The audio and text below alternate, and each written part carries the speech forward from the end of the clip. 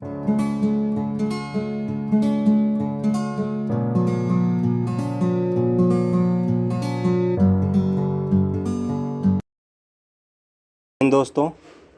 आप सभी का एक बार फिर से study for UPSC PCS channel में स्वागत है। फिर से हम बीपीएससी के टेस्ट सीरीज़ लेके आ गए हैं। ये 7वां सेट होगा। ओके, 7वां सेट है। इससे पहले 6 सीट हमने कंप्लीट कर ली हैं, उसको जाके ज़रूर देखना। अगर बीपीएससी में 100 से ज़्यादा स्कोर करना है तो जो करना ही पड़ेगा, चाहे आप किसी भी कैटेगरी से हो, ओबीसी से हो, एससी से हो, एसटी किसी से भी हो, 100 का टारगेट लेके तो मिनिमम चल लो। जनरल के बच्चे तो 115 भी सोचे तो भी कम ही है, तभी आपका सिलेक्शन एश्योर्ड हो पाएगा। इस बार 800 सीट हैं तो फॉर्म भी 2 गुने से ज़्यादा आए हैं। पर सीट पर लगभग में 800 बच्चे बैठे हुए हैं, तो 799 लोगों को छांटना है आपको, समझ ही सकते हो। तो क्वेश्चन प्रैक्टिस उसके लिए नेसेसरी हो जाता है। कोई भी सेक्शन छोड़ के मत जाना, चाहे हिस्ट्री हो, ज्योग्राफी हो, साइंस हो, सारे सेक्शन इंपॉर्टेंट है। करंट अफेयर हो, बिहार स्पेसिफिक, ठीक है। तो ज़्यादा से ज़्यादा पढ़ने से भी ज़्यादा, अगर आपके पास समय कम मिला है पढ़ने का, पढ़ने से ज़्यादा अच्छा है कि आप क्वेश्चन प्रैक्टिस से ज़्यादा कर लो। 1 बार 2 बार 3 बार रिपीट ज़रूर कर लेना, ठीक है। तो चलो शुरू करते हैं आज का। और अगर किसी को केबीसी नैनो देखना हो तो चैनल पर उपलब्ध है, आप जाकर देख सकते हैं। साइंस एमसीक्यू, ज्योग्राफी, हिस्ट्री सबके एमसीक्यू मिल जाएंगे आपको चैनल पर। ओके, चलो शुरू करते हैं। पहला क्वेश्चन पे चलते हैं। सराय, नाहर राय और महदहा संबंधित है किससे? बहुत ही इजी क्वेश्चन हिस्ट्री का, जिनसे भी एंशिएंट पढ़ा होगा। तो पहला का क्या हो जाएगा? सी, गंगा घाटी की मध्य पाषाण संस्कृति से संबंधित है। सराय, नाहर राय और महदहा गंगा घाटी में स्थित मध्य पाषाणिक स्थल है, जिसका उत्खनन इलाहाबाद विश्वविद्यालय के प्राचीन इतिहास विभाग के भूतपूर्व अध्यक्ष GR शर्मा, प्राचीन भारत में इनकी बुक पढ़ी होगी आप लोगों ने। GR शर्मा, वैसे सब नहीं पढ़ते, ऑप्शनल वाले पढ़ते हैं, हम लोगों ने पढ़ी है। तो गंगा घाटी के मध्य पाषाण संस्कृति से संबंधित है ये सराय, नाहर राय और महदहा। अगले क्वेश्चन पर चलते हैं। ऋग्वेद के किन मंडलों को वंश मंडल के नाम से जाना जाता है? ऋग्वेद में मंडल जो है ना, 10 मंडल, जिसमें दूसरा से लेकर और 7वां तक ये प्राचीन है। पहला 8, 9, 10 ये जो है 3-4 मंडल, इसको बाद में जोड़ा गया है। 10वें मंडल में क्या मिलता है हमें?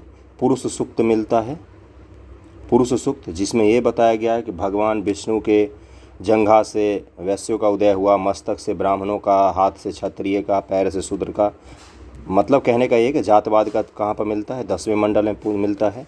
और इसमें क्वेश्चन में क्या पूछा है कि किस मंडल को वंश मंडल के नाम से जाना जाता है? तो द्वितीय से सप्तम मंडल को, जो पुराना है ना प्राचीन, दूसरे से 7वें, इसको वंश मंडल कहा जाता है, वंश मंडल।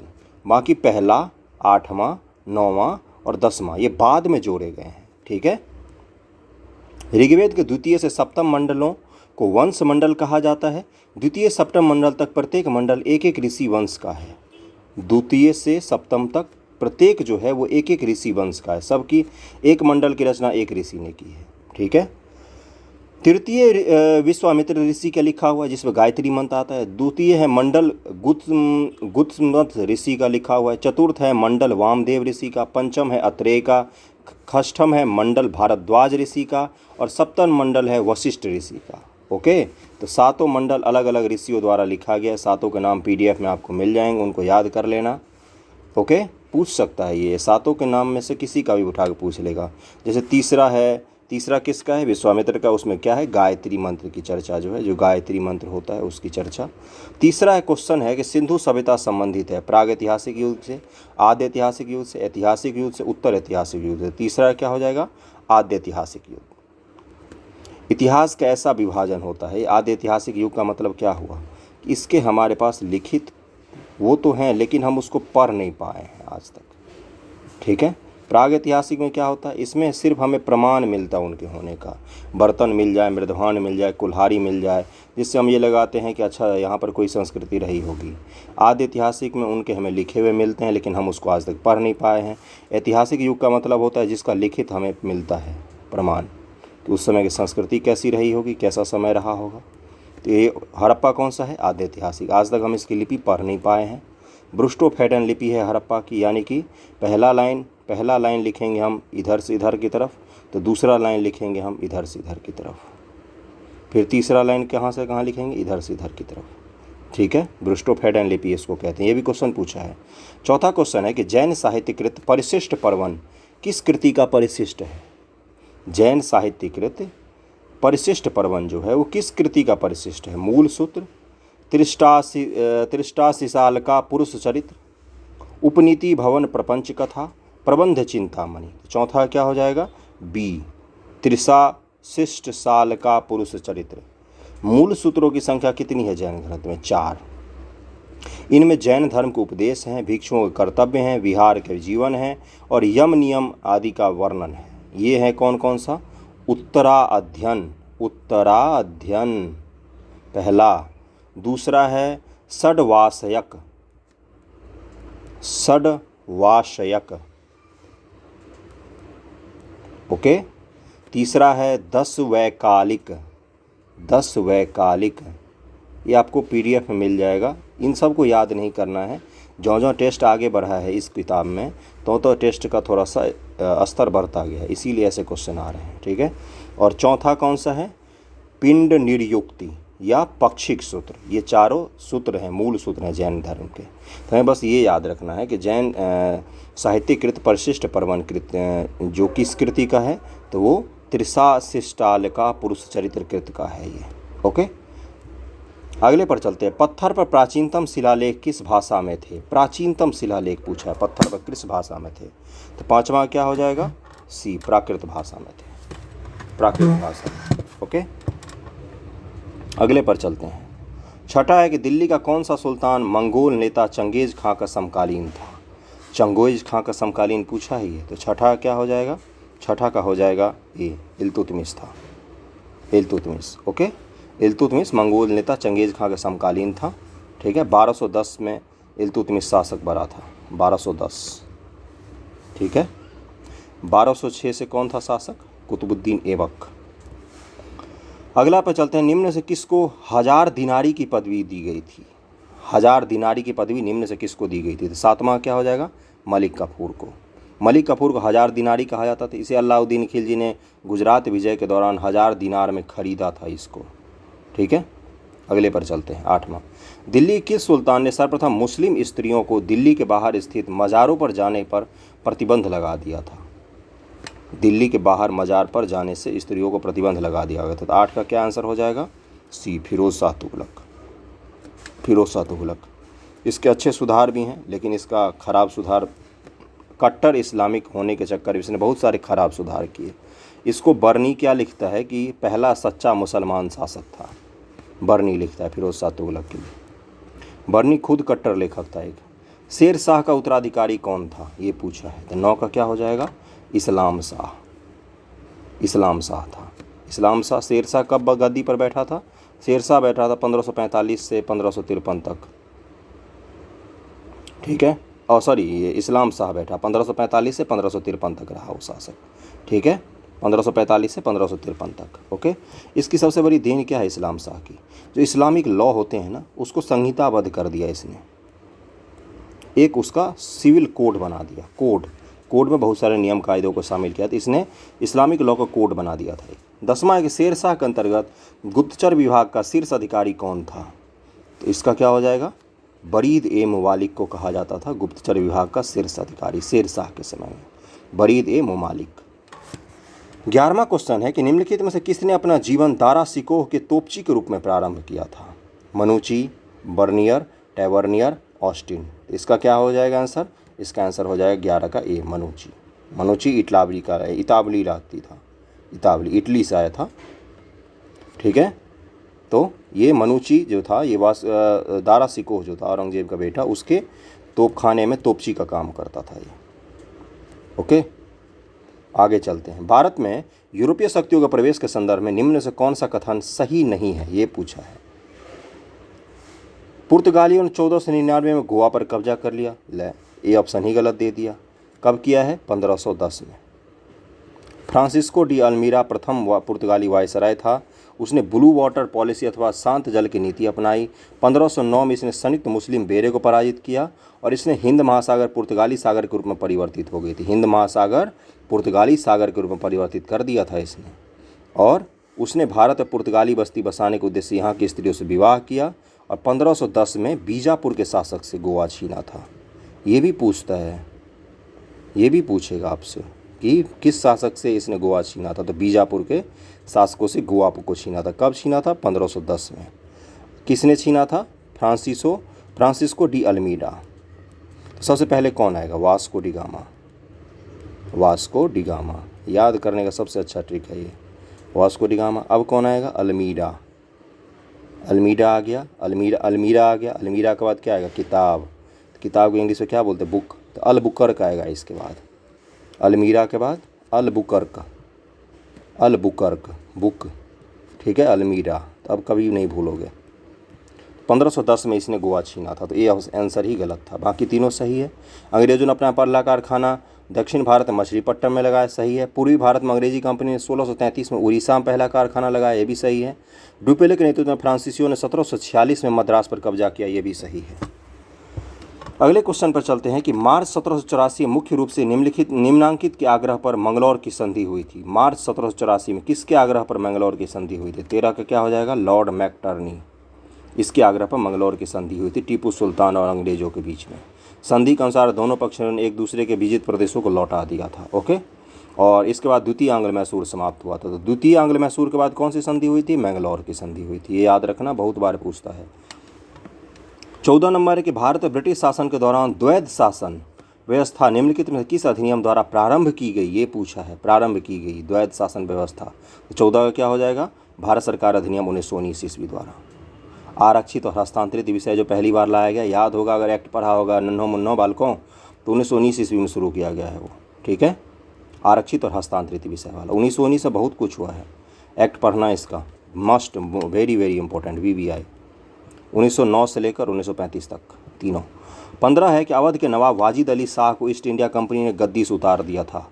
वाजिद अली शाह को कब गद्दी से उतार दिया था? तो 15 का क्या आंसर हो जाएगा?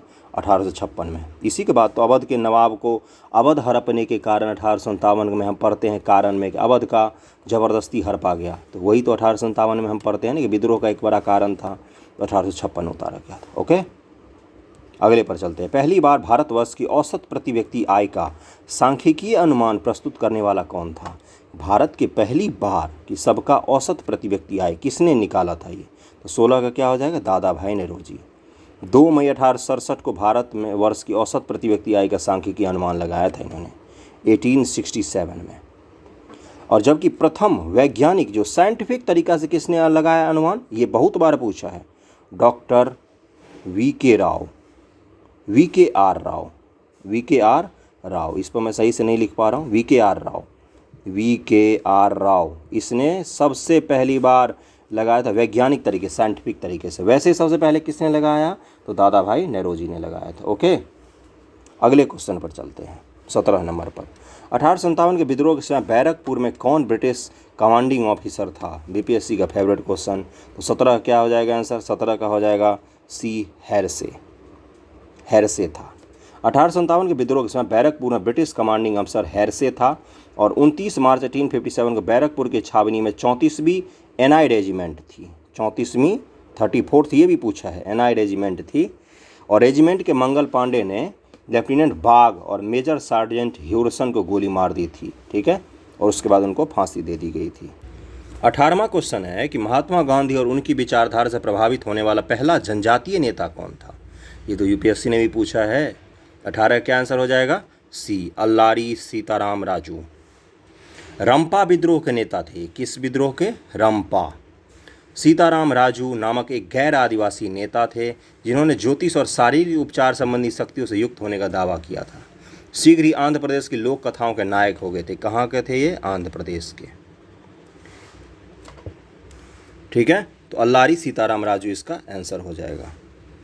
ठक्कर बप्पा कौन है? जनजातियों का शब्द पहली बार यूज करने वाला, आदिवासी शब्द पहली बार यूज करने वाले यही थे, ठक्कर बप्पा।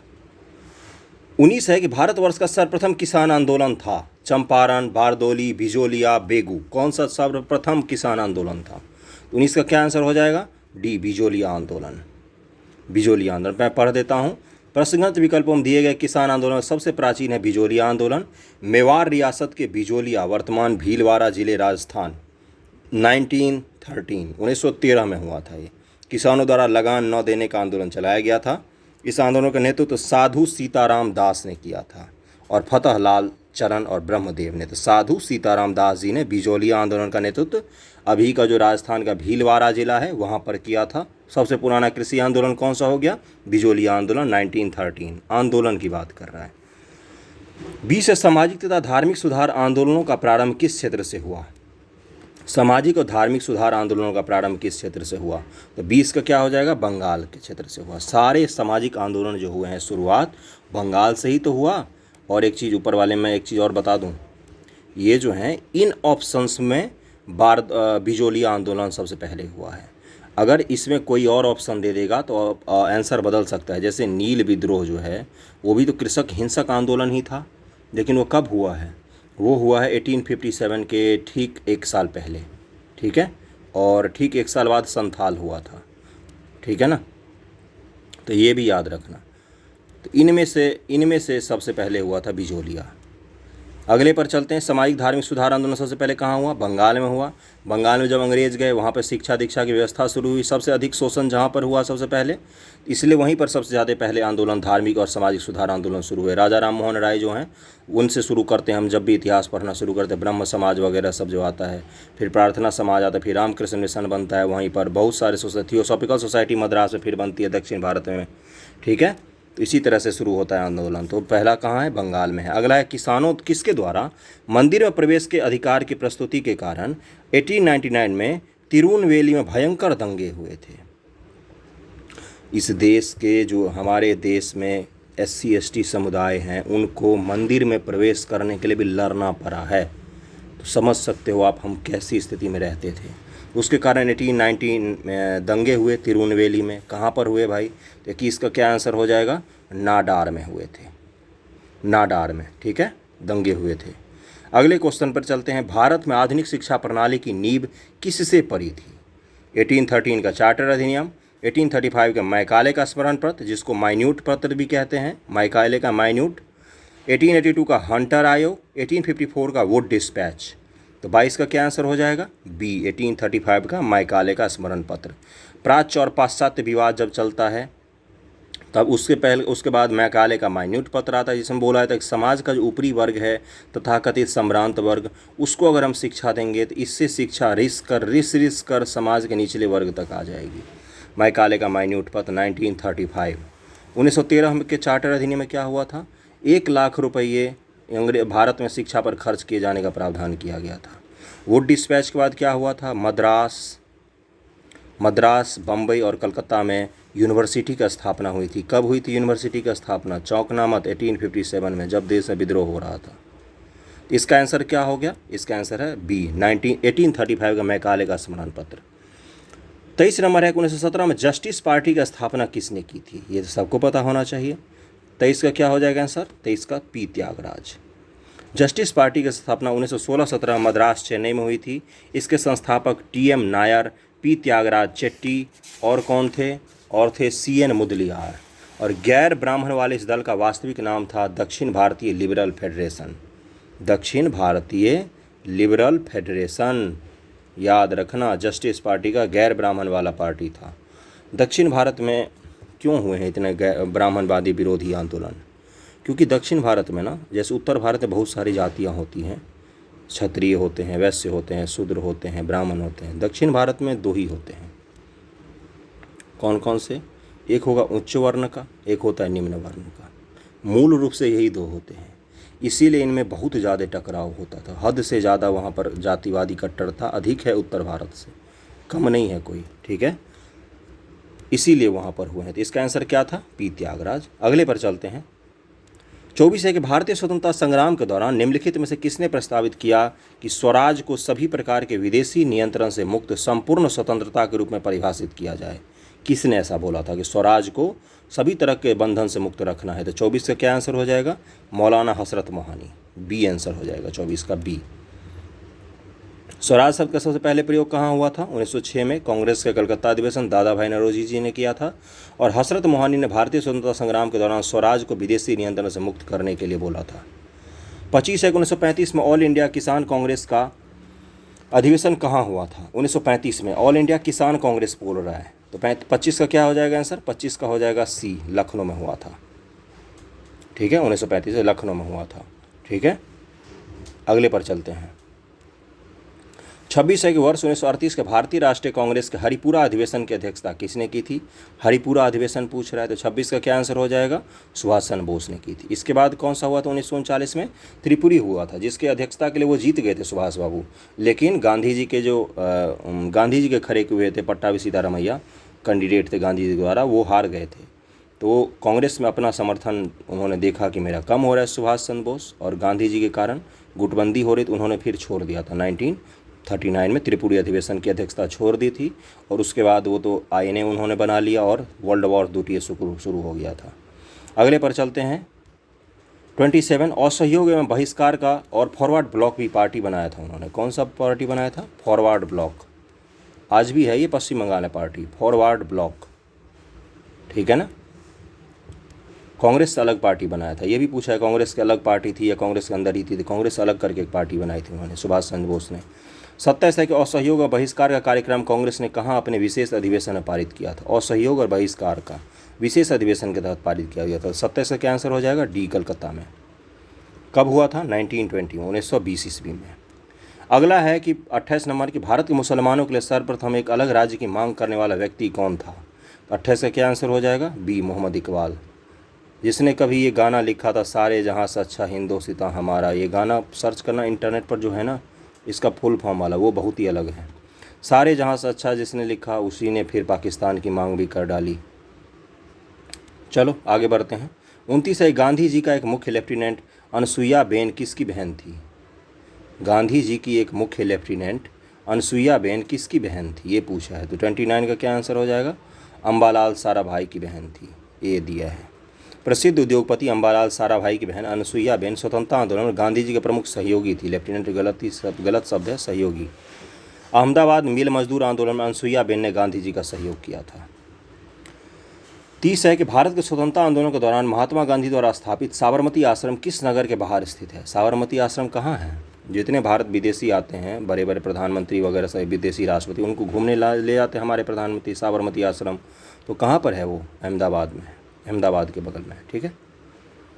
31 है, गांधीवादी अर्थव्यवस्था के विषय में निम्नलिखित में से कथन में से कौन सा एक सही नहीं है? गांधीवादी अर्थव्यवस्था, गांधी जी हमेशा कुटीर उद्योग और ग्रामीणीकरण की बात करते थे, गांव स्तर से सुधार, जबकि अंबेडकर जी क्या बोलते थे? सबसे पहले गांव को ख़त्म करो।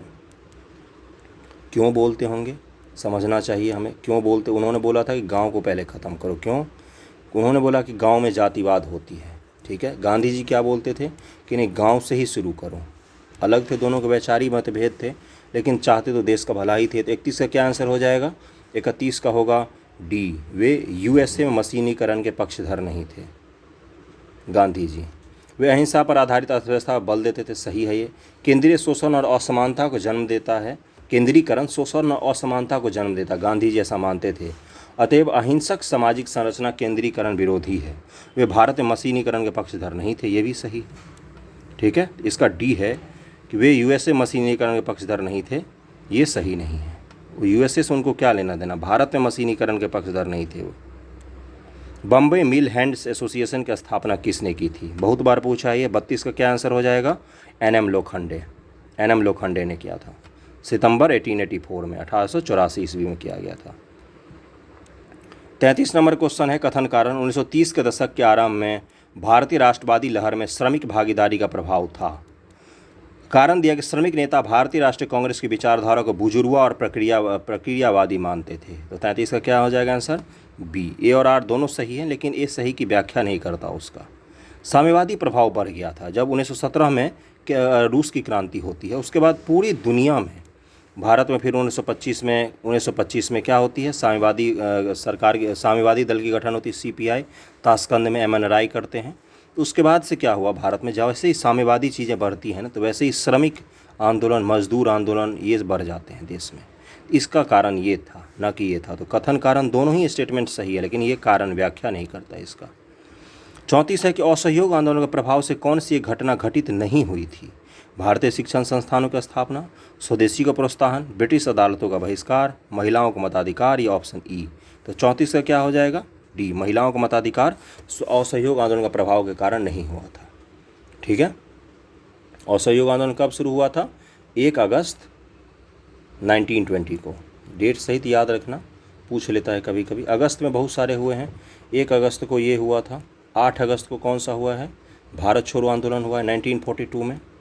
ओके, आगे बढ़ते हैं। पिछली बार ये पूछा था बीपीएससी ने कि गांधी जी ने दांडी में कितने दिनों की यात्रा की थी? 24 दिन। तो इसलिए इतिहास में, मॉडर्न हिस्ट्री में पूछ सकता है ऐसी चीज़ें। 35 है कि 8 अगस्त 1942 को कांग्रेस ने भारत छोड़ो आंदोलन कहाँ प्रारंभ किया? देखो अगला ही क्वेश्चन आ गया। 35 से क्या हो जाएगा? बम्बई के ग्वालियर टैंक से, बम्बई के ग्वालियर टैंक मैदान से शुरू किया था। ठीक है, अगले पर चलते हैं कि निम्नलिखित में से कौन आईएनए अधिकारी कैप्टन पीके सहगल, कैप्टन शहनवाज खान और कैप्टन जीएस ढिल्लो के मुकदमे में उनके बचाव पक्ष में आए थे? ये 2021 बीपीएससी का क्वेश्चन है। 2020 बीपीएससी का क्वेश्चन है, जो 66 है ना, उसका क्वेश्चन है ये। तो 36 का क्या हो जाएगा आंसर? इनमें से भूला भाई देसाई हैं। उसके अलावा कौन कौन है?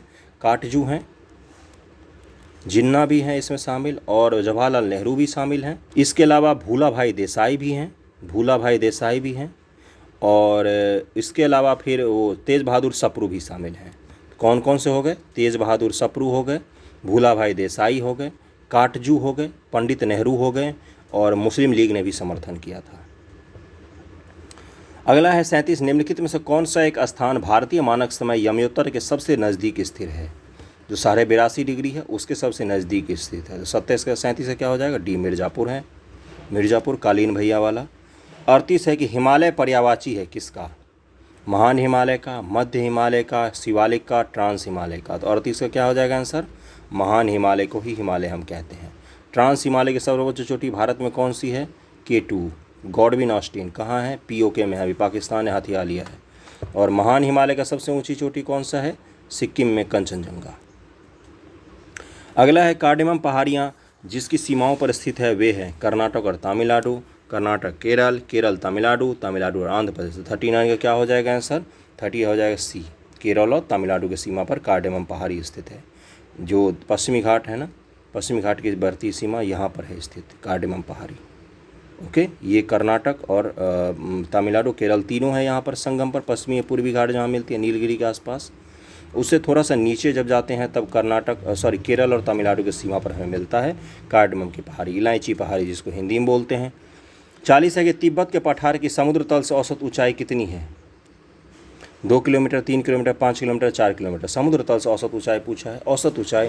तो 40 का क्या हो जाएगा? D, 5 किलोमीटर है औसत ऊंचाई। ठीक है, 40 का हो जाएगा D। 41 है कि भारत में यरलुंग सांगपो नदी को किस नाम से जाना जाता है? इस तरह का अजीबोगरीब नाम एक ही नदी का है। तो 41 का क्या हो जाएगा आंसर? ब्रह्मपुत्र को जाना जाता है। ब्रह्मपुत्र कहाँ से निकलती है? पिछले वाले क्वेश्चन में मैंने करवाया है, बताओ जरा मुझे। 42 है कि भारत का वह कौन सा स्थान है जहाँ बंगाल की खाड़ी, अरब सागर और हिंद महासागर मिलते हैं? भारत का वह कौन सा स्थान है जहाँ बंगाल की खाड़ी, अरब सागर और हिंद महासागर मिलते हैं? बताओ जल्दी। कन्याकुमारी, इंदिरा पॉइंट, रामेश्वरम या नागरकोइल। तो 42 का क्या हो जाएगा आंसर? कन्याकुमारी में मिलते हैं। वीडियो पसंद आए तो लाइक ज़रूर करना, शेयर ज़रूर कर देना वीडियो को। चैनल पर नए हो तो सब्सक्राइब कर लेना। कितने अच्छे अच्छे चीज़ें मटेरियल हैं उपलब्ध। नाथुला दर्रा किस राज्य में स्थित है? 43 का क्या हो जाएगा आंसर? 43 का हो जाएगा सिक्किम में है नाथुला दर्रा। ओके, और ये रेशम मार्ग की एक शाखा थी प्राचीन में। अगले पर चलते हैं। 44 कि अंतरिक्ष यान मैंगेलन किस ग्रह पर भेजा गया है? अंतरिक्ष यान मैंगेलन जो है इसको किस ग्रह पर भेजा गया है? तो 44 का क्या आंसर हो जाएगा? शुक्र ग्रह पर भेजा गया है। ओके, शुक्र ग्रह पर भेजा है नासा के द्वारा मैंगेलन को।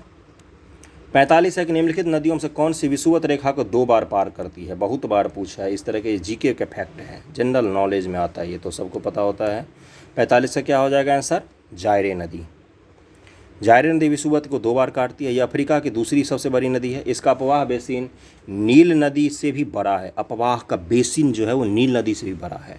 यह नदी अफ्रीकी उच्च भूमि से निकलकर अटलांटिक महासागर में समाहित हो जाती है। अटलांटिक में गिरती है, ये याद रखना। देखो पिछली बार उसने पूछ लिया था, एक नदी जाम्बिया में एक नदी बहती है उसके बारे में, यूपीएससी ने पूछा था 2-3 नदियों के बारे में। तो इसलिए याद रखना कि कौन सी नदी कहाँ से निकलती है, किधर को बहती है। तो ये अटलांटिक में गिरती है। तो 45 का क्या हो जाएगा? जायरे नदी विषुवत को 2 बार काटी है। ठीक है, और 2 जलप्रपात भी बनाती है ये, स्टैनली और लिविंगस्टोन। स्टैनली स्टैनली और लिविंग स्टोन 2 जलप्रपात बनाती है जायरे नदी। 45 का क्या हो जाएगा, ए आंसर हो जाएगा। 46 है कि निम्नलिखित देशों में से कौन सा एक स्वतंत्र राष्ट्रों के लिए संघ CIS का सदस्य नहीं है। ये उस समय का क्वेश्चन है जब USSR अलग हुआ था, CIS उस समय हुआ करता था। तो 46 का क्या आंसर हो जाएगा, एस्टोनिया। एस्टोनिया नहीं था CIS का। स्वतंत्र देशों का राष्ट्रकुल CIS की स्थापना 21 दिसंबर 1991 को सोवियत संघ से अलग होकर 15 देशों में से 12 देश ने की थी। जब सोवियत संघ टूटा 1991 में, तो 15 देश जो हैं अलग हुए थे उससे, उसमें से 12 देशों ने मिलकर स्वतंत्र राष्ट्रों का एक संघ बनाया था, उसमें एस्टोनिया सदस्य नहीं था। ये शुद्ध रूप से GK का क्वेश्चन है। 47 है कि टर्की का कौन सा नगर पश्चिम का द्वार कहलाता है। तुर्की है, इसका एक शहर है जो बॉस्फोरस की जलसंधि है बीच में और उसके उस तरफ स्थित है, पश्चिम में स्थित है, और वो पश्चिम का द्वार कहलाता है। तो 47 का क्या हो जाएगा, C इस्तांबुल। बाकी पूरा तुर्की एशिया में पड़ता है, इसका एक शहर है जो यूरोप में भी पड़ता है, तो इस्तांबुल। 47 का 8 नंबर क्वेश्चन है कि USA में पश्चिम कार्डिलेरा में निम्नलिखित में से कौन सी एक उच्चतम श्रेणी है। पश्चिम कार्डिलेरा जो है USA का, उसका उच्चतम श्रेणी पूछा है। तो 48 का क्या आंसर हो जाएगा, 48 को होगा C रॉकीज। रॉकीज, ठीक है। एंडीज कहाँ है, दक्षिण अमेरिका में है। रॉकीज कहाँ है, उत्तरी अमेरिका में है। ओके। 49 है कि दक्षिण एशिया का सबसे बड़ा मरुस्थल, दक्षिण एशिया का पूछा है। तो 49 का क्या आंसर हो जाएगा, C कालाहारी। यहाँ पर क्वेश्चन में इसने गलत लिखा हुआ है, ये दक्षिण एशिया नहीं होगा, ये होगा दक्षिण अफ्रीका। दक्षिण अफ्रीका जो देश है उसी की बात कर रहा है, तो वहीं पर है कालाहारी मरुस्थल, ठीक है। तो दक्षिण एशिया नहीं होगा, क्या होगा, अफ्रीका। अगले क्वेश्चन पर चलते हैं, 50 नंबर। भारत में प्रवेश करने वाले पश्चिमी विक्षोभ उत्पन्न होते हैं कहाँ। पश्चिमी विक्षोभ किस महीने में आते हैं, जब भारत में शीतकाल होती है, शीतकालीन जो वर्षा होती है उसी समय ये पश्चिमी विक्षोभ के कारण ही होती है। तो 50 का क्या आंसर हो जाएगा, कहाँ उत्पन्न होती है, भूमध्य सागर में। इसीलिए मानसून जो है वो किधर से किधर चलती है, वो पूरब से पश्चिम की तरफ बहती है, उत्तर के मैदानों में। यानी कि बंगाल में सबसे ज़्यादा वर्षा होगी, बंगाल बिहार असम के क्षेत्र में, और राजस्थान तक जाते जाते कम हो जाता है, और उत्तर की तरफ पंजाब की तरफ कम हो जाता है। जबकि विक्षोभ में क्या होता है, पश्चिमी विक्षोभ शीतकालीन में ये पश्चिम से पूरब की तरफ बहती है। तीसरे पश्चिम का जो इलाका है, हिमाचल, उत्तराखंड, जम्मू कश्मीर, दिल्ली, इन सब में पहले वर्षा होगी, फिर बिहार तक पहुँचती है थोड़ी बहुत वर्षा। 51 नंबर है कि निम्नलिखित में से कौन से अधिनियम ने ब्रिटेन में एक ऐसे नियंत्रण बोर्ड की स्थापना का प्रावधान किया जिसके माध्यम से ब्रिटिश सरकार भारत में ईस्ट इंडिया कंपनी के दीवानी, सैनिक और राजस्व संबंधी सभी मामलों को पूरी तरह नियंत्रण कर सके। तो 51 का क्या आंसर हो जाएगा, 51 का हो जाएगा 1784 का पीट्स इंडिया एक्ट। इसी के तहत क्या किया गया था, ब्रिटेन में एक ऐसे नियंत्रण बोर्ड का, बोर्ड ऑफ कंट्रोल का स्थापना किया गया था, जिसके माध्यम से भारत में ईस्ट इंडिया कंपनी के सैन्य और दीवानी मामलों पर ब्रिटिश कंट्रोल आ गया था। तो बोर्ड ऑफ कंट्रोल बनाया गया था। 52 नंबर क्वेश्चन है कि निम्नलिखित में से किस देश में शून्य आधारित बजट सर्वप्रथम लागू किया गया था। तो 52 का क्या आंसर हो जाएगा, सबसे पहले USA में लागू किया गया था, अमेरिका में, ठीक है, और 1962 में किया गया था सबसे पहले। शून्य आधारित बजट क्या होता है कि पिछले साल के सारे खर्चे, सारे इनकम को हम जितने भी किए उसको पहले जीरो मानेंगे और नई शुरुआत करेंगे हर वित्तीय वर्ष में, ठीक है। इससे ये पता चलता है कि इस वित्तीय वर्ष में कितना खर्च करना है, एम और टारगेट स्पष्ट हो जाता है। शून्य आधारित बजट उसी को कहते हैं कि बेस जो है बजट का उसको आधार मान लेना, पिछले साल का कोई बकाया नहीं या कोई भी ऋण नहीं, कुछ नहीं। इसका संयुक्त राज्य अमेरिका में से पहली बार प्रयोग किया गया था। 53 है कि भारतीय राष्ट्रध्वज में चक्र किसका प्रतीक होता है, जो अशोक चक्र होता है बीच में, वो किसका प्रतीक होता है, वो होता है न्याय का। तो 53 का क्या आंसर हो जाएगा, बी, न्याय का प्रतीक होता है। अगले पर चलते हैं। 54 है कि संविधान में हमारे राष्ट्र का उल्लेख किस या किन नामों से किया गया है, भारत तथा इंडिया, केवल भारत, हिंदुस्तान, इंडिया, भारत, हिंदुस्तान और इंडिया। तो कौन सा होगा, 54 का हो जाएगा ए, भारत या इंडिया। इंडिया जो कि भारत है, क्या बोला है, India that is Bharat shall be A union of state, यही तो लिखा गया है। इंडिया जो कि भारत है, राज्यों का एक संघ होगा, यही है, ठीक है। अगले पर चलते हैं 55 पर। निम्नलिखित में से कौन सा युग्म सही सुमेलित नहीं है। आर्टिकल 110 अनुधन विधेयक, ये तो सही है। राज्यों में राष्ट्रपति शासन, तो इसका क्या हो जाए 356, ये भी सही है। न्यायिक पुनरीक्षण अनुच्छेद 243, तो 55 का क्या हो जाएगा, सी गलत है, क्योंकि 243 में क्या है, पंचायत, पंचायतों से संबंधित है। 242, 242, 243 पंचायतों से संबंधित है। और अनुच्छेद 44 में तो समान नागरिक संहिता सही है, ठीक है। और 137 में लिखा हुआ है निर्णयों या आदेशों का उच्चतम न्यायालय द्वारा पुनरावलोकन किया जाएगा। जो पुनरावलोकन किया जाता है वो एक तो आर्टिकल 32 के तहत किया जाता है मूल अधिकार से संबंधित, और एक और कौन सा आर्टिकल है 137 जिसके तहत सुप्रीम कोर्ट पुनरावलोकन करती है, और आर्टिकल 226 के तहत हाई कोर्ट करती है।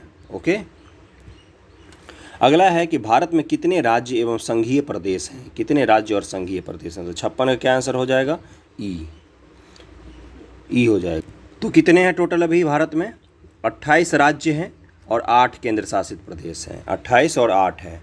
जो दादर नागर हवेली और दमन दीव है उसको भी मिला दिया गया था 2020 में 26 जनवरी को, तो इसलिए अब कितने हैं 28 और 8 है। 28 राज्य हैं, 8 यूटी हैं। ओके, 57 नंबर है कि भारतीय संविधान द्वारा प्रदत्त मूल अधिकारों को निलंबित किया जा सकता है केवल राष्ट्रीय आपात की घोषणा में, संसद द्वारा पारित अधिनियम द्वारा, संविधान में संशोधन द्वारा, सर्वोच्च न्यायालय के न्यायिक विनिश्चय द्वारा। तो 57 का क्या आंसर हो जाएगा, राष्ट्रपति के राष्ट्रीय आपातकाल की घोषणा के द्वारा। 352 की जब घोषणा होती है उसके बाद कुछ मूल अधिकार को निलंबित किया जाता है, लेकिन इस क्वेश्चन को अगर डिटेल में देखें तो ये गलत हो सकता है। कैसे, आर्टिकल 20 और 21 ये कभी भी निलंबित नहीं होगा, किसी भी हालत में नहीं होगा। हाँ, कुछ मूल अधिकारों का निलंबन हो जाता है। और बाह्य आपातकाल यानी कि बाह्य कारणों से अगर आपातकाल लगा है तो आर्टिकल 19 स्वतः निलंबित हो जाता है, स्वतंत्रता का अधिकार जो है। और अगर आंतरिक आपातकाल लगा है, आंतरिक अगर सशस्त्र विद्रोह देश में हो गया उसके कारण आपातकाल लगता है तो आर्टिकल 19 निलंबित नहीं होगा।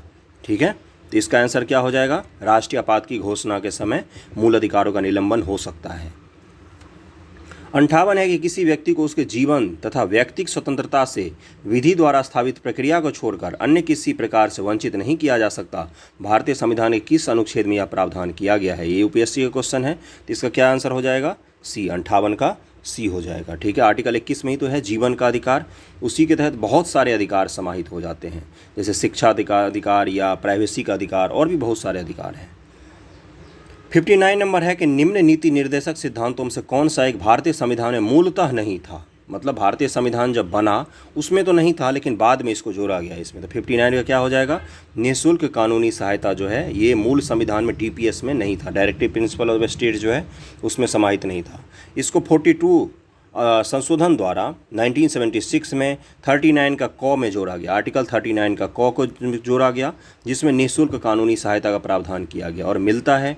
पिछली बार यूपीएससी ने क्वेश्चन पूछ लिया था निम्न में से किन किन को निःशुल्क कानूनी सहायता प्राप्त है। तो SC ST वर्ग को प्राप्त है, महिलाओं को प्राप्त है, ट्रांसजेंडर्स को प्राप्त है, जो आर्थिक रूप से सशक्त नहीं है उनको प्राप्त होता है। 60 नंबर है कि भारतीय संविधान के किस अध्याय में लोक सेवाओं में न्यायपालिका का कार्यपालिका से पृथक्करण सम्मिलित है। न्यायपालिका का कार्यपालिका से पृथक्करण तो किस में होगा, राज्य के नीति नियंत्रक तत्वों के अध्याय में। 60 का क्या आंसर हो जाएगा, बी। क्यों, क्योंकि कौन सा आर्टिकल है न्यायपालिका के कार्यपालिका से पृथक्करण के लिए, आर्टिकल 50 में लिखा हुआ है कि न्यायपालिका और कार्यपालिका का पृथक्करण होगा। याद रखना, भारत में न्यायपालिका और कार्यपालिका का पृथक्करण का सिद्धांत है। ठीक है, यहाँ पर कार्यपालिका और विधायिका का पृथक्करण नहीं है अपने देश में, केवल न्यायपालिका और कार्यपालिका का पृथक्करण है। तो आंसर बी हो जाएगा 60 का। 61 नंबर क्वेश्चन है कि भारत में प्रजातंत्र इस तथ्य पर आधारित है कि जनता को सरकार चुनने और बदलने का अधिकार प्राप्त है। तो 61 का क्या आंसर हो जाएगा, सी हो जाएगा। 62 नंबर है कि ग्रेनविल ऑस्टिन का निष्कर्ष है कि भारत में जो संघवाद का प्रतिमान है वह भारत में किस तरह का संघवाद है। ग्रेनविल ऑस्टिन के अनुसार सहकारी संघवाद है भारत में, सहकारी संघवाद। ओके। 63 नंबर है कि भारतीय संविधान के अंतर्गत कितने प्रकार का आपातकाल होता है। तो भारतीय संविधान में कितने दिए गए हैं, एक है आर्थिक आपातकाल है। तो 63 का क्या आंसर हो जाएगा, सी दिया है, सी। कौन कौन सा है, 352 है एक, 352 में राष्ट्रीय आपातकाल, 356 है, इसमें क्या होता है 356 के तहत राज्य में राष्ट्रपति शासन लगाया जाता है, राज्य में राष्ट्रपति शासन, और 360 है इसके तहत है आर्थिक आपातकाल। तो 3 तरह के आपातकाल का भारत में बताया गया है। 63 का आंसर हो जाएगा सी। 64 है कि एक विकास खंड पर पंचायत समिति होती है, एक विकास खंड पर पंचायत समिति होती है, एक सलाहकार समिति, एक प्रशासकीय अधिकरण, एक परामर्शदात्री समिति, एक निरीक्षण प्राधिकरण। तो 64 का क्या आंसर हो जाएगा, एक प्रशासकीय अधिकरण होता है, एडमिनिस्ट्रेटिव ट्रिब्यूनल जैसा काम करता है पंचायत समिति विकास खंड के ब्लॉक के स्तर पर।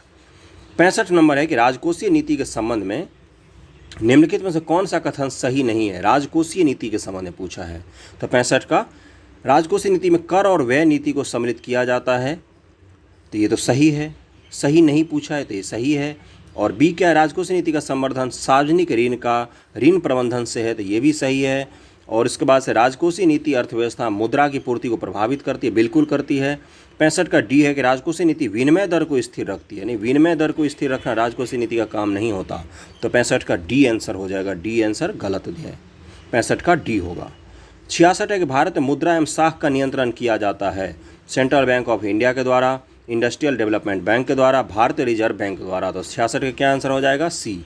मुद्रा और साख का कौन नियंत्रण करता है, रिजर्व बैंक। किन के माध्यम से करता है, R reverse repo rate, triple R हो जाएगा repo rate, reverse repo rate, BR bank rate, CRR cash reserve ratio, SLR statutory liquidity ratio, तो इन सब के माध्यम से रिजर्व बैंक क्या करती है, साख और मुद्रा का नियंत्रण करती है कि मार्केट में कितना रुपया रहेगा, कितना रुपया नहीं रहेगा, ये सब रिजर्व बैंक का काम होता है। 66 का सी हो जाएगा।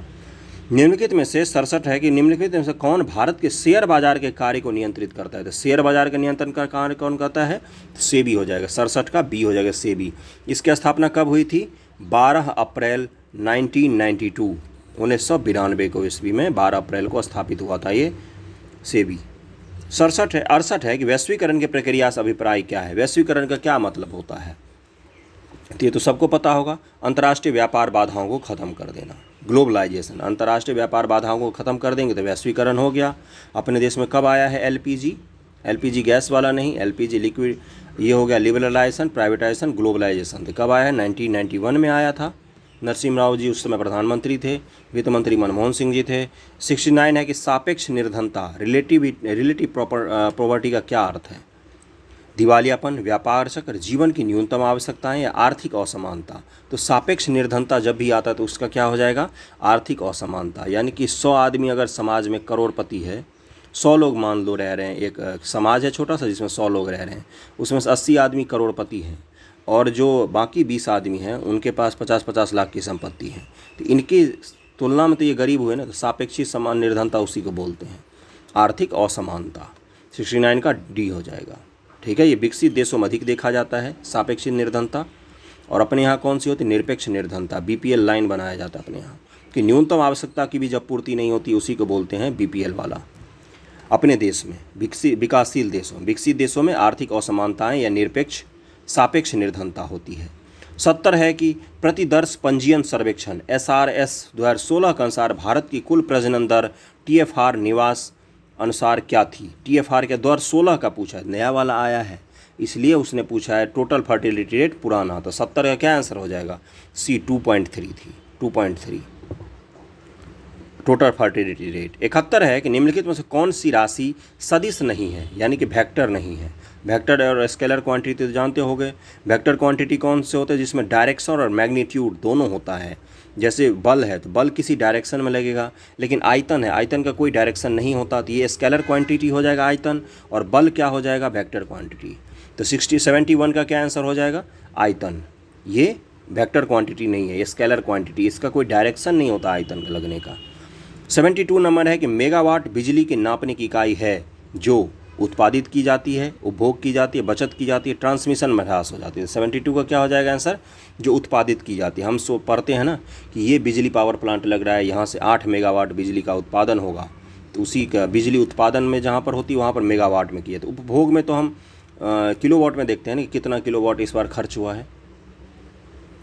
73 है कि दूरदृष्टि में प्रतिबिंब निम्नलिखित पर बनता है। जब दूरदृष्टि दोष हो जाता है, यानी कि आपको नज़दीक की चीज़ें देखनी बंद हो जाती हैं, तब प्रतिबिंब हमारे आंखों में कहाँ पर बन रहा होता है, तो 73 का क्या हो जाएगा, रेटिना के पीछे बन रहा होता है, रेटिना के पीछे बन रहा होता है। 74 नंबर है कि वायु शक्ति विंड पावर में ऊर्जा का कौन सा रूप विद्युत ऊर्जा में परिवर्तित होता है। जो विंड पावर होता है उसमें ऊर्जा का कौन सा रूप विद्युत ऊर्जा में परिवर्तित हो जाता है, तो 74 का क्या आंसर हो जाएगा, ये गतिज ऊर्जा। जो पवन चक्की घूमती है वो गतिज ऊर्जा ही तो है, और उससे कौन सा आउटपुट निकलता है, तो इलेक्ट्रिकल एनर्जी। तो इनपुट क्या गया, गतिज एनर्जी, और निकला क्या, इलेक्ट्रिकल एनर्जी। 75 है कि एक टीवी सेट को चलाने के लिए निम्नलिखित में से किसे एक टीवी रिमोट नियंत्रण इकाई द्वारा प्रयोग किया जाता है। सीधा सा पूछा है कि रिमोट में से कौन सी तरह की वेव निकलती हैं, रेडियो वेव, ध्वनि तरंग, सूक्ष्म तरंग, प्रकाश तरंग। तो 75 का क्या आंसर हो जाएगा, रेडियो वेव निकलती हैं, रेडियो वेव। 76 के पानी से भरी डाट लगी बोतल जमने पर टूट जाएगी, क्यों, क्योंकि क्या हो जाता है 76 का क्या हो जाएगा, जमने पर जल का आयतन बढ़ जाता है, आयतन बढ़ जाता है जल का, इसीलिए टूट जाती है बोतल में जब बर्फ़ जम जाता है। तो 77 नंबर क्वेश्चन पे चलते हैं कि रमन प्रभाव का प्रकाश की उन किरणों से संबंध है जो आर पार जाती है केवल द्रव के, केवल प्रिज्मों के, केवल हीरों के, सभी पारदर्शी माध्यमों के। तो 77 का क्या आंसर हो जाएगा, केवल प्रिज्मों के। रमन का प्रभाव केवल उन्हीं प्रकाश किरणों से संबंधित है जो प्रिज्म के आर पार जा सकती है। प्रिज्म क्या करता है, प्रिज्म लगा दो, सूर्य की किरण आएगी, ये अपने जितने 7 कलर का मिक्सचर होता है वेव्योर, उसमें विभाजित हो जाती है। ओके। 78 है कि अल्फा कण में 2 धन आवेश होते हैं, इनका द्रव्यमान लगभग बराबर होता है, किसका, अल्फा कण जो होता है उनका द्रव्यमान पूछा है। तो 78 का क्या आंसर हो जाएगा, हीलियम के एक परमाणु का इतना द्रव्यमान होता है अल्फा के कणों का। 79 है कि नदी में जल प्रदूषण के निर्धारण के लिए जल प्रदूषण के निर्धारण के लिए घुली ही मात्रा मापी जाती है, किसकी, ऑक्सीजन की, नाइट्रोजन की, क्लोरीन की, ओजोन की। पानी में हम किस चीज़ की घुली हुई मात्रा ज्ञात करेंगे तो इससे हमें पता चल जाएगा कि जल प्रदूषण है कि नहीं है। तो 79 का क्या हो जाएगा, डी ऑक्सीजन, डिजॉल्व ऑक्सीजन जिसको बोलते हैं। देखो ऑक्सीजन कौन कौन से होते हैं, एक होता है डिजॉल्व ऑक्सीजन, एक होता है बीओडी बायोलॉजिकल ऑक्सीजन डिमांड, एक होता है सीओडी केमिकली ऑक्सीजन डिमांड। तो अगर पानी का बोतल देखा होगा किसी कंपनी का खरीद के पीते हैं तब तो डीओ लिखा रहता है उस पर, डीओ जितना होता है डिजॉल्व ऑक्सीजन जितना ज़्यादा होगा पानी उतना स्वच्छ होता है। 90% 99% लिखा रहता है बोतल पर, इसमें 99% डीओ है। बीओडी क्या होता है, बायोलॉजिकल ऑक्सीजन डिमांड, जो जल में जीव जंतु रह रहे हैं उनको कितने ज़्यादा ऑक्सीजन की डिमांड है। तो यानी कि अगर ज़्यादा जीव जंतु रह रहे होंगे तो ज़्यादा ऑक्सीजन की डिमांड होगी। तो अगर बीओडी ज़्यादा है तो यानी कि पानी क्या है, पानी प्रदूषित है। तो इसीलिए घुली हुई मात्रा में जब ऑक्सीजन को हम नापते हैं तो अगर उसमें ऑक्सीजन की बीओडी ज़्यादा है, बायोलॉजिकल ऑक्सीजन डिमांड ज़्यादा है, यानी कि पानी में जीव जंतु अधिक रह रहे हैं। 80 नंबर है कि सीरा अति उच्चतम कच्चा माल है, किसके लिए, सीरा जो होता है ये कच्चा माल है किसके लिए। तो 80 का क्या आंसर हो जाएगा, 80 का हो जाएगा सी, पावर अल्कोहल के लिए। पावर अल्कोहल के लिए सीरा कच्चा माल होता है। 81 है कि स्वर्णकारों द्वारा प्रयोग में आने वाला एक्वारेजिया निम्नलिखित को मिलाकर बनाया जाता है। स्वर्णकार जो एक्वारेजिया का प्रयोग करते हैं वो निम्नलिखित में से किसको मिलाकर बनाया जाता है, ठीक है।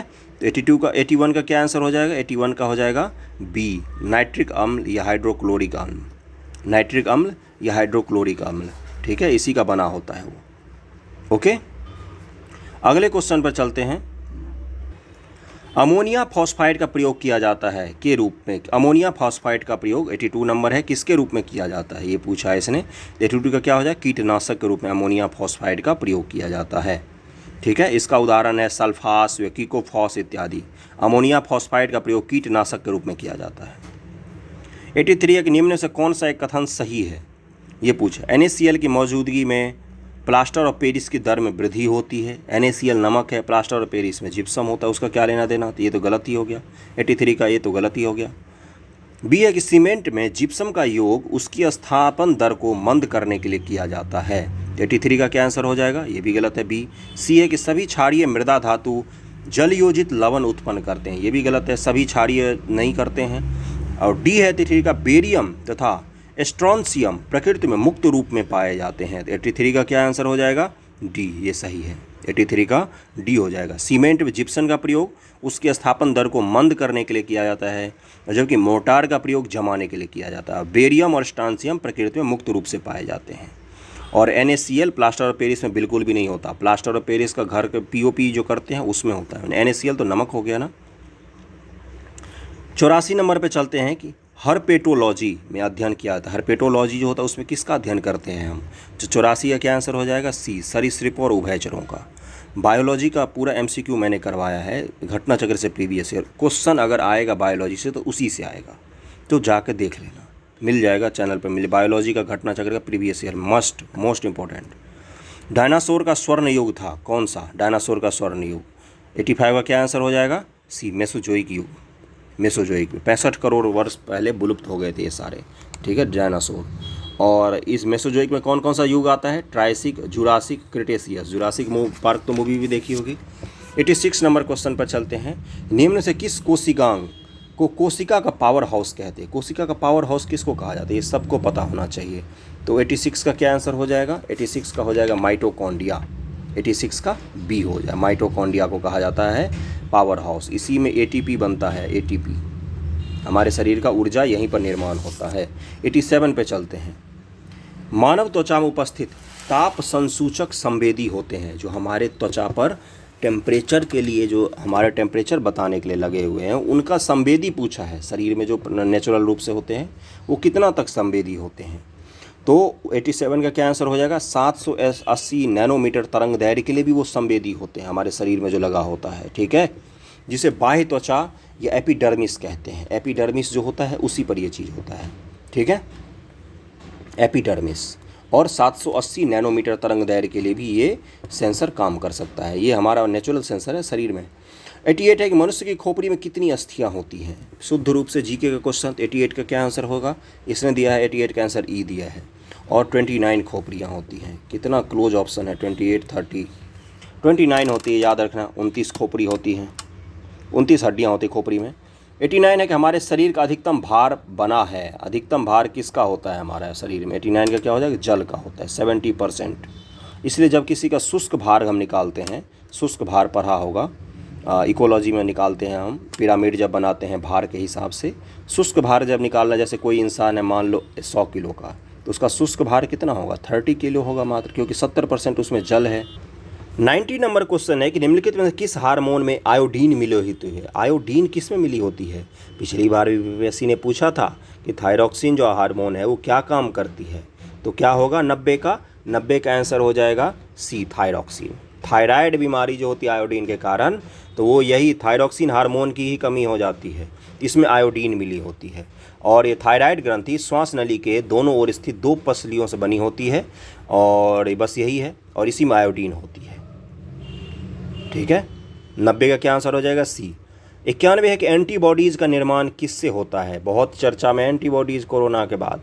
91 का क्या आंसर होगा? किससे बनी होती है? तो लिम्फोसाइट से।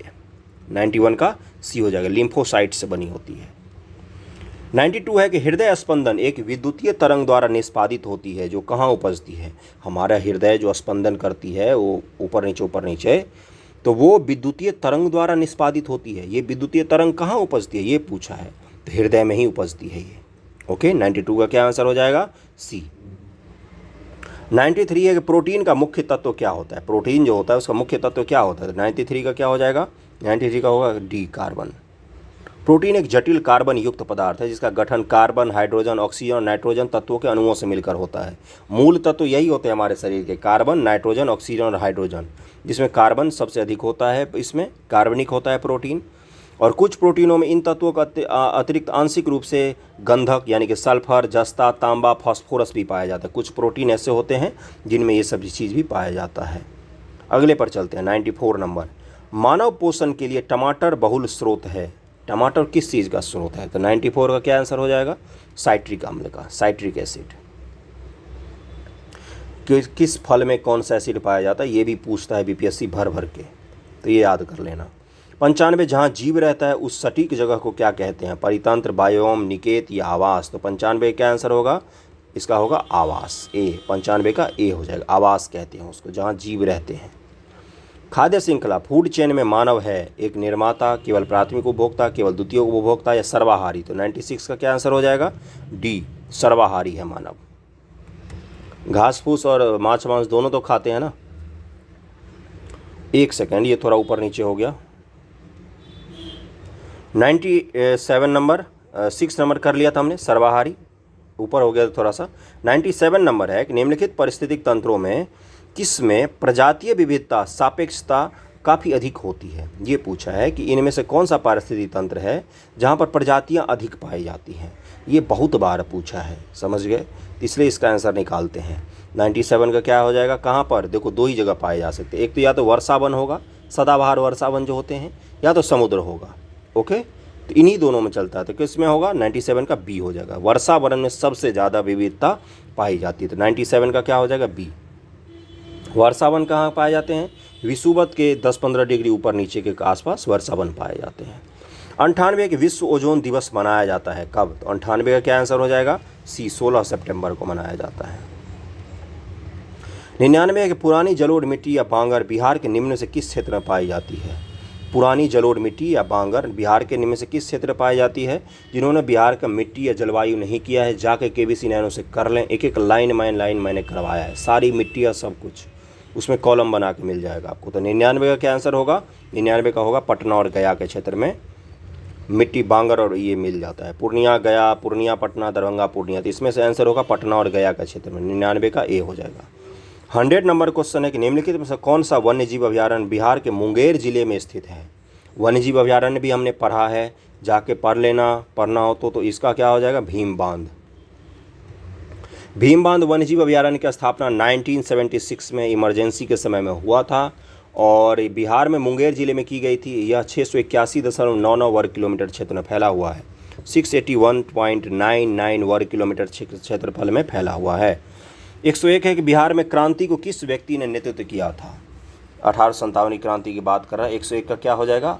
अमर सिंह, भावेर सिंह, लियाकत अली, नाना साहेब। तो जब बाबू कुंवर सिंह की मृत्यु हो गई थी तो उनके भाई अमर सिंह ने नेतृत्व किया था। ओके, अगला क्वेश्चन है 102 नंबर कि इनमें से किसने बिहार में पहली कांग्रेस मंत्रिसभा का नेतृत्व किया था? बिहार में पहली कांग्रेस की जो मंत्रिमंडल बनी थी उसका नेतृत्व किसने किया था? तो 102 का क्या आंसर हो जाएगा? इसका हो जाएगा श्री कृष्ण सिंह जी, डी होगा। कब किया था? 1937 में। और 37 से लेकर कब तक रहे थे ये? 1937 से 1961 तक लगातार द्वितीय विश्व युद्ध की अवधि के छोड़कर बिहार के मुख्यमंत्री बने रहे थे। जब सेकेंड वर्ल्ड वॉर हुआ उसको छोड़कर बाकी श्री कृष्ण जी 1937 से 1961 तक बने रहे थे बिहार के मुख्यमंत्री श्री कृष्ण सिंह। 103 है कि बिहार में कृषि भूमि की जोतों का औसतन आकार दूसरे राज्यों की तुलना में, कृषि भूमि के जोतों का पूछा। तो जोत तो बिहार में छोटे छोटे खेत होते हैं लोगों के पास, बड़े किसान तो नहीं हैं। 103 का क्या हो जाएगा? न्यूनतम से द्वितीय हैं हम, सबसे कम से दूसरे नंबर पर हैं हम। ओके, जोतों के आकार में खेत कितने के पास कितना होता है? 1 हेक्टेयर से कम वाले को क्या कहते हैं हम? सीमांत किसान। तो सीमांत किसान बिहार में अधिक है। 104 है कि जीविका बिहार सरकार की एक पहल है, इसका संबंध किससे है? कल ही हमने योजना वाले लेक्चर में पढ़ा है इसको। तो 104 का क्या हो जाएगा? गरीबी उन्मूलन से संबंधित है जीविका। 38 जिलों के 534 प्रखंडों में विभिन्न चरणों में संचालित किया जा रहा है जीविका मिशन। 105 है कि हजारीबाग में बिहारी स्टूडेंट कॉन्फ्रेंस का 16वां अधिवेशन हुआ था। 16वां अधिवेशन, बिहार स्टूडेंट कॉन्फ्रेंस का 16वां अधिवेशन 105 का क्या हो जाएगा? 1921 में हुआ था। ओके, अगला चलते हैं कि 106 किस देश की सीमा बिहार राज्य से जुड़ती है? तो एक ही देश है वो। 106 का क्या हो जाएगा? नेपाल है, नेपाल के साथ जुड़ती है। दक्षिण में कौन है? झारखंड है। पूर्व में पश्चिम बंगाल है। पश्चिम में उत्तर प्रदेश है। 107 है कि आज़ादी के बाद बिहार में सिंचित क्षेत्र बढ़ा है लगभग कितना? बिहार में आज़ादी के बाद जो सिंचित क्षेत्र है खेती पथारी के लिए क्षेत्र वो बढ़ा है कितना? तो 107 का क्या आंसर हो जाएगा? 2 गुना बढ़ गया है। 108 है कि गांधी जी का चंपारण सत्याग्रह किससे जुड़ा हुआ है? इजारेदारी, तिनकठिया, नमक सत्याग्रह, जेनमीस। तो इसका क्या आंसर हो जाएगा? तिनकठिया प्रथा। 108 का बी हो जाएगा। इजारेदारी क्या है? ये वॉरेन हेस्टिंग्स के द्वारा चलाया गया था भूमि बंदोबस्त व्यवस्था। 109 है कि निम्नलिखित स्थानों से कौन से राष्ट्रीय राजमार्ग नंबर 30 से जुड़े हुए हैं? राष्ट्रीय राजमार्ग नंबर 30 से कौन सा स्थान जुड़ा हुआ है? तो 109 का क्या आंसर हो जाएगा? सी, बख्तियारपुर, पटना, आरा जुड़ा हुआ है। 110 है कि बिहार के राजगीर परगना के कौन से स्थानीय नेता ने 1857 के आंदोलन में स्वयं को राजा घोषित कर दिया था? तो कौन थे वो?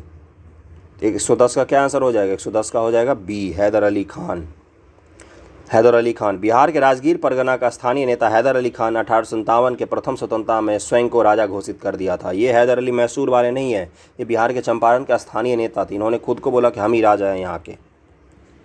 111 के मुस्लिम लीग के प्रत्यक्ष कार्रवाई दिवस की घोषणा के द्वारा बिहार में पूर्ण हड़ताल हुई थी कब? 111 क्या हो जाएगा? 16 अगस्त 1946 को। 16 अगस्त 1946 को भीषण दंगे हुए थे इस दिन पूरे बिहार में, बंगाल में। 112 का 1763 में पटना स्थित अंग्रेजों की फैक्ट्री पर अधिकार किया था किसने? 112 का क्या आंसर हो जाएगा? सी, नवाब मीर कासिम ने। अगला क्वेश्चन 113 नंबर के बिहार में आज़ाद दस्ता सक्रिय रहा कहाँ, कब रहा, किस आंदोलन के दौरान? असहयोग के दौरान, सविनय अवज्ञा, भारत छोड़ो, चंपारण सत्याग्रह। अगर ये पता होगा कि आज़ाद दस्ता किसने बनाई थी? जेपी जयप्रकाश नारायण जी ने। जब हजारीबाग जेल से भागे ये सब लोग तब इन्होंने आज़ाद दस्ता बनाई। कहाँ पर सक्रिय था? बिहार और नेपाल के तराई वाले प्रदेशों में सक्रिय था। छापामार युद्ध पद्धति था। कितना कुछ बता दिया मैंने। 113 का आंसर तुम लोग बता दो जरा, क्या हो जाएगा? सी, भारत छोड़ो आंदोलन के दौरान। 114 नंबर क्वेश्चन पर चलते हैं। अब आ गया मैथमेटिक्स। मैथमेटिक्स मैथमेटिक्स चलो आगे बढ़ते हैं मैथमेटिक्स छोड़ के। हाँ 124 नंबर, ओके 124 पर चलते हैं। भारत ने वर्ष 2020-21 की पहली छमाही में कितना चालू खाता अधिशेष दर्ज किया है? उस समय क्या होगा? तो 124 का क्या आंसर हो जाएगा? 124 का हो जाएगा बी, 3.1%। ओके, चालू खाता में 3.1% का अधिशेष हमने ग्रहण किया था। 125 है कि 8 जनवरी 2020 तक भारत का विदेशी मुद्रा भंडार कितना था? पुराना क्वेश्चन है लेकिन हमें पता होना चाहिए, नया वाला डेटा देख लेना। 125 का क्या आंसर हो जाएगा? 125 का हो जाएगा बी, 586.08 बिलियन अमेरिकी डॉलर हमारे पास विदेशी मुद्रा का भंडार था, जो कि पर्याप्त है। 126 है किन दो देशों के बीच 30 अगस्त से 11 सितंबर 2021 के मध्य संयुक्त सैन्य अभ्यास काजिंद 21 का आयोजन किया गया? काजिंद 21, तो काजिंद है तो कौन होगा? भारत और कजाकिस्तान, बी आंसर हो जाएगा। कजाकिस्तान में राजनीतिक अस्थिरता आ गई थी, इसलिए मोस्ट इंपॉर्टेंट। राजधानी क्या है मुझे कमेंट करके बताना। 127 है कि 16 से 18 सितंबर 2021 के मध्य भारतीय सेना प्रमुखों के सम्मेलन कहाँ पर आयोजित किए गए थे? भारतीय सेना प्रमुखों का सम्मेलन आयोजित हुआ था। 127 का क्या हो जाएगा आंसर? नई दिल्ली में आयोजित किया गया था। 128 है कि 1 से 11 सितंबर 2021 के बीच 78वां वेनिस अंतर्राष्ट्रीय फिल्म महोत्सव का आयोजन वेनिस शहर इटली में किया गया। इसमें किस फिल्म को सर्वश्रेष्ठ फिल्म के लिए गोल्डन लॉयल पुरस्कार दिया गया? जो 78वां वेनिस में फिल्म महोत्सव हुआ उसमें सबसे अच्छा फिल्म का अवार्ड किसको मिला? तो 128 का क्या हो जाएगा आंसर? हैपनिंग मूवी को मिला था। 128 का सी हो जाएगा। 129 है कि सितंबर 2021 में संघाई सहयोग संगठन SCO इसके सदस्य देश कौन कौन हैं? मुझे बताओ ज़रा, कितने हैं? क्या पाकिस्तान भी है? SCO राष्ट्राध्यक्षों का परिषद का 21वां शिखर सम्मेलन कहाँ पर आयोजित किया गया? तो 129 का क्या आंसर हो जाएगा? इसका आंसर हो जाएगा ए, दुशांबे में। दुशांबे किसकी राजधानी है? तजाकिस्तान की। तजाकिस्तान में आयोजित किया गया। 130 है कि सितंबर 2021 में नई दिल्ली में आयोजित चौथा भारत अमेरिका स्वास्थ्य संवाद में भारतीय प्रतिनिधिमंडल का किसने नेतृत्व किया था? तो 130 का क्या आंसर हो जाएगा? इसका आंसर हो जाएगा सी, डॉक्टर भारती प्रवीण पवार ने नेतृत्व किया था भारत अमेरिका स्वास्थ्य संवाद में। 131 है केंद्रीय गृह मंत्री और सहकारिता मंत्री अमित शाह ने, पहली बात तो ये सहकारिता मंत्री कौन है? अमित शाह, नया मंत्रालय बनाए, पूछ सकता है। किस स्थान पर 25 सितंबर 2021 को प्रथम राष्ट्रीय सहकारी सम्मेलन का उद्घाटन किया गया? प्रथम राष्ट्रीय सहकारी सम्मेलन, तो 131 का क्या हो जाएगा? नई दिल्ली में किया गया, बी। बजट 21-22 में 1 मिलियन से अधिक जनसंख्या वाले 42 शहरी केंद्रों के लिए कितनी धनराशि उपलब्ध कराने का प्रस्ताव है? 132 का क्या हो जाएगा? ए, 2217 करोड़ रुपए दिए जाएंगे जिस शहर की 1 मिलियन से अधिक आबादी जनसंख्या है। ओके, 132 का ए हो जाएगा। 133 नंबर पर चलते हैं कि बजट प्रस्ताव 21-22 के अनुसार न्यूमोकोकल वैक्सीन का विस्तार किया जाएगा। न्यूमोकोकल वैक्सीन का विस्तार कहाँ तक किया जाएगा? 133 का क्या हो जाएगा? डी, पूरे देश में किया जाएगा। ठीक है, न्यूमोकोकल वैक्सीन निमोनिया संबंधित वैक्सीन होता है। 134 है कि बजट अनुमान 21-22 में कोविड-19 वैक्सीन के लिए कितनी राशि प्रदान की गई है? बजट कोविड-19 वैक्सीन के लिए कितनी राशि दी गई थी? 134 का क्या हो जाएगा आंसर? ए, 35,000 करोड़। 135 है कि बजट 21-22 में मेगा निवेश टेक्सटाइल पार्क मित्र योजना की घोषणा की गई। इसके तहत 3 वर्षों में कितना टेक्सटाइल पार्क स्थापित किया जाएगा? ये पूछा है। मेगा टेक्सटाइल निवेश पार्क के तहत मित्र योजना जो है कितने टेक्सटाइल पार्क बनाए जाएंगे? तो 135 का क्या हो जाएगा? 7 टेक्सटाइल पार्क बनाए जाएंगे पूरे देश में। 136 है कि विश्व का दूसरा सबसे बड़ा PPE किट उत्पादक देश कौन सा है? तो 136 का हो जाएगा भारत। और पता होना चाहिए जब कोरोना शुरू हुआ 2020 में तो हम PPE किट का आयातक थे दुनिया में, और हम कोरोना ख़त्म होते होते निर्यातक में बदल गए। 137 नंबर क्वेश्चन पे चलते हैं। NSO ने वर्ष 2020-21 में भारतीय GDP में कितना संकुचन अनुमानित किया है? तो कितना किया था उस समय? 137 का क्या हो जाएगा आंसर? सी, 7.5%, 7.7% सॉरी, इसका अनुमान किया था NSO ने। 138 है कि 9 सितंबर 2021 को वर्चुअली आयोजित 13वें ब्रिक्स शिखर सम्मेलन की अध्यक्षता निम्न से किस देश के द्वारा की गई? 13वें ब्रिक्स शिखर सम्मेलन की अध्यक्षता किसके द्वारा की गई? तो 138 का क्या हो जाएगा? बी, भारत के द्वारा। तो BRICS। तो अगला किसके द्वारा? आई फॉर इंडिया के द्वारा हो गया 13वां। 14वां किसके द्वारा? चाइना के द्वारा होगा। 139 है कि वर्ष 2021 में कौन bird photographer of the year के विजेता के रूप में चुना गया। Bird photographer of the year 139 का क्या हो जाएगा? सी, एलेजांद्रो प्रीतो। तो 139 का सी हो जाएगा। 148 केंद्रीय प्रदूषण नियंत्रण बोर्ड के द्वारा जारी रिपोर्ट के अनुसार भारत प्रतिदिन उत्पन्न होने वाले अधिक से अधिक सीवेज अपशिष्ट का उपचार करने में सक्षम है। Sewage treatment plant, sewage plant, sewage treatment plant. 140 का क्या हो जाएगा? Sewage treatment plant. 141 है कि ताई अहोम तथा मटक समुदाय अनुसूचित जनजाति के दर्जे की मांग किस राज्य में कर रहे हैं? तो ये तो यूपीएससी के लिए भी इंपॉर्टेंट हो गया, ताई अहोम और मटक समुदाय। तो 141 का क्या हो जाएगा आंसर? ये असम में के निवासी हैं। असम के मुख्यमंत्री का क्या नाम है? हेमंत बिस्व शर्मा। 141 का ए हो जाएगा। 142 नंबर पर चलते हैं कि ओडिशा वन विभाग के द्वारा किस जानवर पर रेडियो कॉलर लगाने का प्रस्ताव रखा गया है ताकि उनको ट्रैक किया जा सके? तो 142 का क्या हो जाएगा? हाथी के ऊपर लगाया जाएगा ये। 143 है कि बिहार बजट 21-22 के तहत बिहार के 7 निश्चय 2 कार्यक्रम के लिए कितने रुपए का प्रावधान किया गया? मत याद रखना क्योंकि नया बजट आ गया है। बिहार बजट 21-22 में कुल राजस्व व्यय अनुमानित है, ये भी मत याद रखना, हमने नया बजट पढ़ लिया है। 145 है कि वर्ष 19-20 में राज्य में उर्वरकों की सर्वाधिक खपत निम्नलिखित में से किस जिले में की गई थी? 145 का क्या हो जाएगा आंसर? 145 का हो जाएगा पूर्णिया जिले में किया गया। 146 नंबर है कि सड़क दुर्घटना को रोकने के लिए बिहार पथ सुरक्षा परिषद ने राज्य में विभिन्न गतिविधियों की शुरुआत की है। इनमें से 4E पर फोकस किया गया है। इन 4E में निम्नलिखित में से कौन सा शामिल है? जो बिहार में 4E बनाया गया है कि 4E के द्वारा बिहार में सुरक्षा सड़क दुर्घटना को रोका जाएगा, तो उसमें से इनमें से कौन शामिल है? ये पूछा। एजुकेशन, प्रवर्तन, अभियंत्रण या आपात देखरेख। 146 का क्या आंसर हो जाएगा? इसका आंसर हो जाएगा ई, इनमें से कोई नहीं। और इसका आंसर दिया है कि 4E में कौन कौन से शामिल हैं, मैं बता देता हूँ।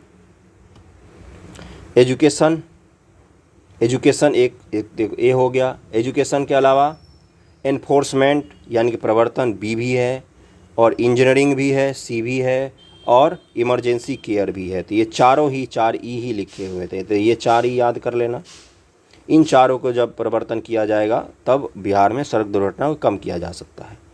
147 है कि आर्थिक समीक्षा 2021 के अनुसार वर्ष 2019-20 से बिहार की अर्थव्यवस्था की वृद्धि दर कितने प्रतिशत थी? तो पिछला साल का क्वेश्चन हो गया, इसका हो जाएगा 10.5% थी, 10.5%।